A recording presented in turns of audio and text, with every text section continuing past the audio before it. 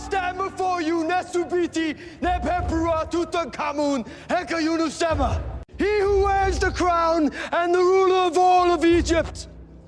I have returned to you. I am your pharaoh!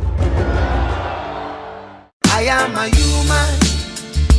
Haven't I suffered for too long? Still the reason for hope. Keep on holding on. I am a human. Yes, I'm a child like her. And if you look into my eyes. Hi guys, welcome to this week's video. As you can tell by the title down below, it's facts about my five favorite Egyptian documents. Discoveries even. I'm fucking up my own intro and I don't care because this is fun. Obviously it's going to be just like pictures and there's going to be a voiceover. I'm not going to bother doing this face cam stuff because that's going to be too much hassle for me. But either way, I hope you enjoy this video. Also leave a comment down in the comment section down there of your favorite discoveries in Egypt or out of Egypt. Any fucking discoveries, I don't particularly care. And I'll also leave a link for my first ever vlog, which is actually my Egypt holiday, so that'll be in the description down there, so make sure you go check that out. And let's get on with this video. In at number 5, we have the bust of the great royal wife of the Egyptian pharaoh Akhenaten, Nefertiti.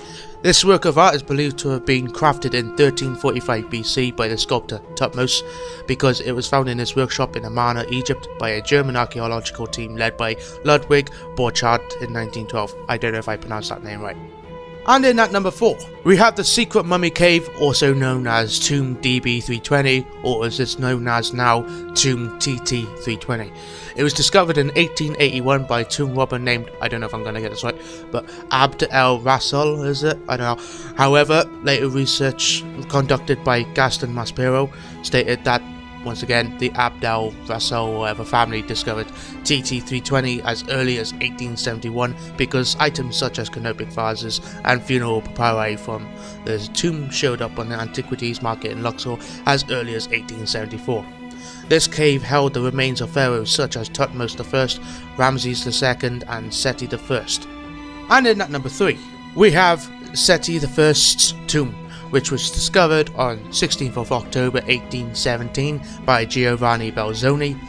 What makes it interesting is when he first entered that tomb, he found the wall paintings in excellent condition, with the paint on the walls still looking fresh and some of the artist's paints and brushes still on the floor. However, due to excavations in the late 1950s and early 1960s, a number of walls in the tomb has collapsed or cracked, causing significant changes in the moisture levels even in the surrounding rocks, which is actually a shame because that tomb is one of the most beautiful ones in the Valley of the Kings. Coming in at number 2 is Amarna, or the city of Amarna, or Akhetaten, which means Horizon of the Arden. Amarna is an extensive Egyptian archaeological site that represents the remains of the capital city newly established and built by the pharaoh Akhenaten of the late 18th dynasty and abandoned shortly after his death, which was believed to be in 1332 BC. The area is located on the east bank of the Nile River in the modern Egyptian province of Minya, some 58 kilometers or 36 miles south of the city of Al-Minya, 312 kilometers or 194 miles south of the Egyptian capital Cairo, and is approximately 402 kilometers or even 250 miles north of Luxor. The area was occupied during the later Roman and early Christian times. Excavations to the south of the city have found several structures from this period. So yeah, that was Amarna or Akhetaten. And finally, number 1, we have Tutankhamun's tomb, also known as KV62. This tomb was discovered in late November 1922 by English archaeologist Howard Carter along with Lord Carnarvon. In 1907, just before his discovery of the tomb of Horemheb, Theodore M. Davis's team uncovered a small site containing funerary artifacts with Tutankhamun's name and some embalming parts. Unanimously assuming that this site, numbered finally as KV54, was Tutankhamun's complete tomb, Davis concluded the dig.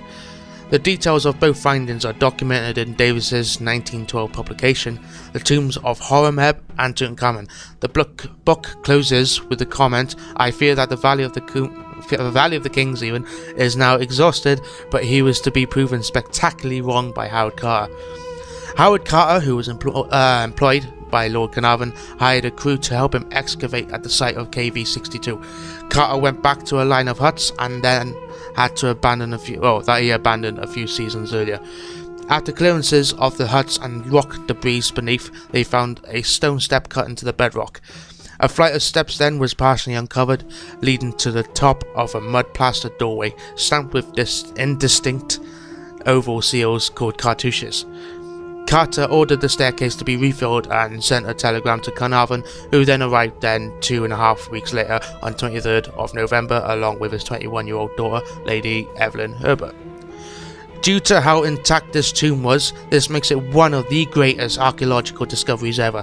However, there are people that believe that this tomb was never meant for Tutankhamun, but was actually believed to be the tomb of Queen Nefertiti, people such as Nicholas Reeves.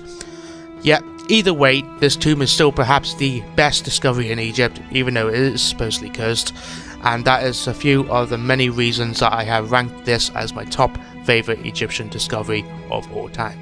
Well, I hope you guys enjoyed this video. As always, make sure you give it a big thumbs up.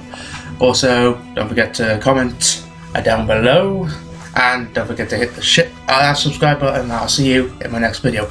Bye bye.